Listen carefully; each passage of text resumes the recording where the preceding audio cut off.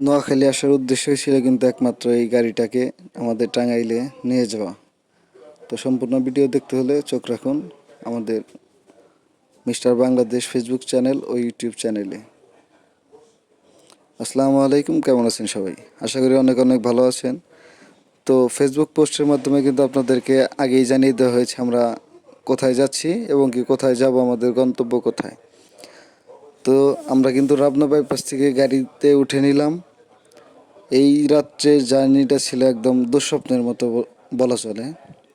পরপর দুইটা ঘটনা আমাদের সাথে এমনভাবে ঘটে যায় যেটা থেকে আর এই গাড়িতে বসে থাকার মতো কোনো মন মানসিকতা ছিল না, কিন্তু বাধ্য হয়েই যেতে হলো। ঈদের মৌসুম, এদিকে চারিদিকে হচ্ছে বৃষ্টি, প্রচুর বৃষ্টির কারণে রাস্তায় পিচ্ছিল একটা ভাব চলে আসছে, যেখানে গাড়ি যদি ওভার স্পিডে থাকে বা একটু স্পিড বেশি থাকে, ওই সময় ব্রেক করলে কি হয়, গাড়িগুলো আর দাঁড়াতে চায় না। তো আমরা কিন্তু পরপর দুইটা বড় বড় দুর্ঘটনার হাত থেকে আল্লাহ আমাদেরকে বাঁচাইছে।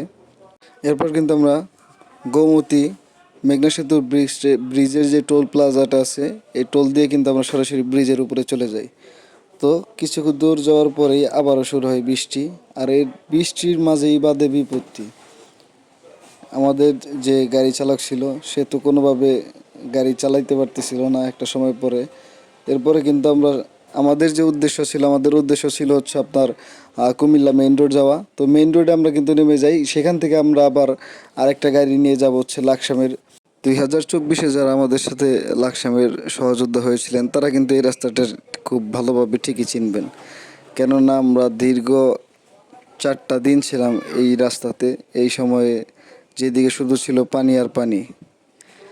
তো আমরা কিন্তু পুরাতন গাড়ি কেনা বেচা করি। তো আপনারা যারা পুরাতন গাড়ি কেনা বেচা করতে চান তারা কিন্তু চাইলে আমাদের সাথে যোগাযোগ করতে পারেন। তো আমরা দেখতে দেখতেই চলে আসলাম সোনাইমুড়ি বাংলা বাজারের কাছাকাছি।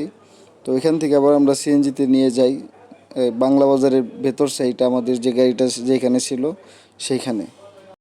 এইটা তো ছিল মূলত আসার ভিডিও।